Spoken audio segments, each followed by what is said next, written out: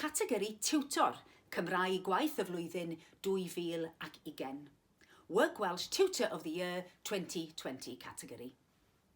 Yn gydradd drydydd Mai, in joint third place are Heledd Smith, Tiwtor Cymraeg Gwaith addysg bellach yng Ngholeg Pen y Bont, Work Welsh Further Education Tutor at Bridgend College.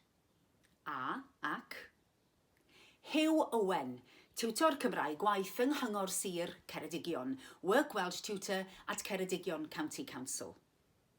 Yn ail, in second place, Non Lewis Edwards, Tiwtor Camau a Tiwtor Cynllun Gofal Cymraeg Gwaith gyda Dysgu Cymraeg Gogledd Ddwyrain.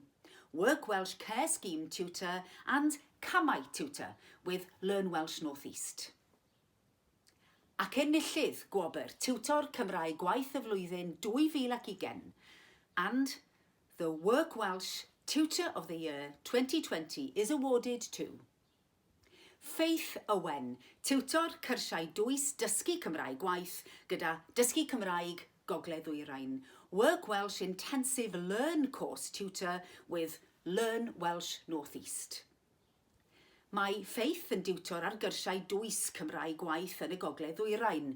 Mae aelodau staff yr Eglwys yng Nghymru, cyllid athollau EM, Bwrdd Iechyd Prifysgol Betsi Cadwaladr a Chyngor Bwrdeistref Sirol Wrecsam yn ei dosbarth.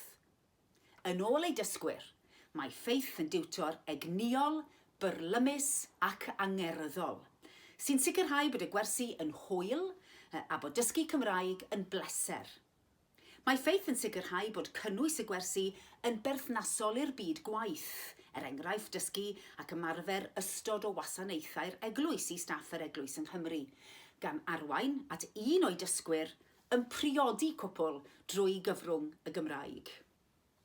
Faith is a tutor on intensive Work Welsh courses in North East Wales, members of staff in the Church of Wales, HM Revenue and Customs, Betsi Cadwaladr University Health Board and Wrexham County Borough Council are among her students.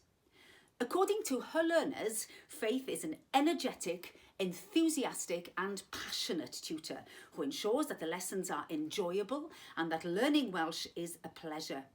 Faith makes the content of the lessons relevant to the world of work. For example, teaching and practicing a range of services for Church in Wales staff, which has led to one of the learners conducting a marriage ceremony through the medium of Welsh.